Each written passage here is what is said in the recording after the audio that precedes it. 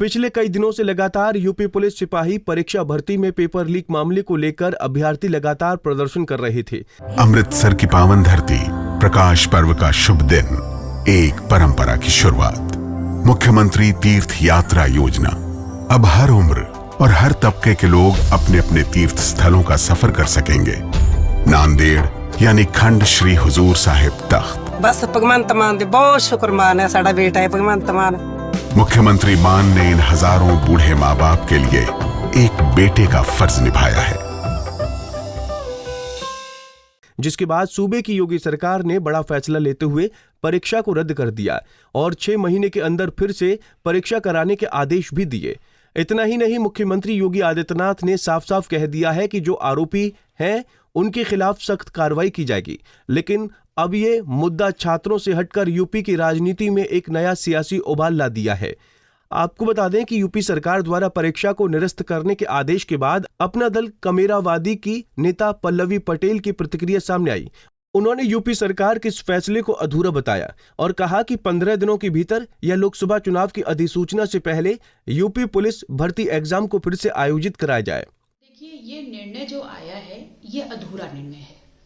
पहला, जो 6 महीने की अवधि दी गई है उस पर विश्वास किसी भी कीमत पे नहीं किया जा सकता, क्योंकि हर नौकरी, हर भर्ती में उत्तर प्रदेश के नौजवान और युवा को ये सरकार लगातार ठगने का काम करती चली आ रही है।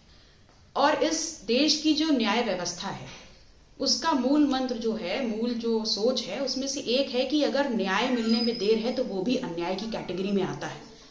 तो अगर सरकार ये मान रही है कि पेपर लीक हुआ है तो सबसे पहले ये सुनिश्चित करे कि जो छात्र हैं उनको इसी प्रवेश पत्र के माध्यम से अधिकतम 15 दिन में, या कह लीजिए कि लोकसभा की अधिसूचना लगने से पहले ये पेपर दोबारा करा दिया जाए।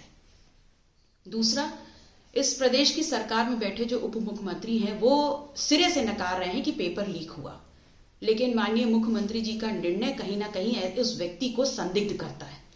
तो मैं तो माननीय मुख्यमंत्री जी से को भी चुनौती देती हूँ कि ये तो आपकी साख पे बट्टा है। अगर आपकी सरकार में बैठा हुआ कोई उप मुख्यमंत्री ऐसा कह रहा है तो सर्वप्रथम आप ये सुनिश्चित करें कि इसकी किसी भी प्रकार से एक गंभीर जांच हो और जिसकी भी संलिप्तता हो उसके खिलाफ कठोर कार्रवाई की जाए। यही नहीं, सपा नेता राजपाल कश्यप ने भी यूपी पुलिस भर्ती परीक्षा को लेकर योगी सरकार पर हमला बोला। उन्होंने कहा कि सरकार युवाओं के साथ भद्दा मजाक करने का काम कर रही है। वहीं उन्होंने कहा कि जो बीते दिन नौकरी देने की बात कर रहे थे वो परीक्षा नहीं करा पा रहे हैं। देखिए, ये सरकार फेल है हर मोर्चे पे। बेरोजगारों के साथ में भद्दा मजाक करने का काम कर रही है। जो 2 करोड़ प्रत्येक वर्ष नौकरी देने की बात कर रहे थे वो आज जिस तरीके से एक भी परीक्षा नहीं करा पा रहे हैं। प्रत्येक वर्ष पढ़े लिखे लोग 2 करोड़ बेरोजगार हुए हैं बीजेपी के शासनकाल में। 10 वर्ष की केंद्र की सरकार और 7 वर्ष की उत्तर प्रदेश की सरकार एक परीक्षा ठीक से नहीं करा पाई। इनको नहीं पता कि लोग गेहूं बेच के पढ़ाते हैं, लोग खेती के सीना चीर के गेहूं और धान पैदा करते हैं उससे पढ़ाते हैं, गन्ने से पढ़ाते हैं। बच्चे पेट काट काट के माँ बाप पढ़ाता है। इलाहाबाद और लखनऊ और दिल्ली में पढ़ने भेजता है, कोचिंग करने भेजता है। इन लोगों को, बिना परिवार वालों को शायद नहीं पता है कि परिवार में कैसे बच्चों को नौकरी किसको चाहिए। गांव गरीब किसान के लोगों को नौकरी चाहिए, उद्योगपति के लोगों को नौकरी नहीं चाहिए। कहा जा रहा था कि जो पुलिस भर्ती की परीक्षा का पेपर लीक का मामला है, विपक्ष जो इसको मुद्दा बनाएगा, लेकिन कहीं ना कहीं सरकार ने आप लोगों का ये जो मुद्दा था उसको खत्म कर दिया। लाखों लोग, ये मुद्दा खत्म नहीं हुआ। ये मुद्दे पे ठप्पा लग गया कि सरकार विफल है। जो समाजवादी पार्टी और जो छात्र अभ्यर्थी कह रहे थे वो बात सही निकली। ये सरकार झूठ बोल रही थी।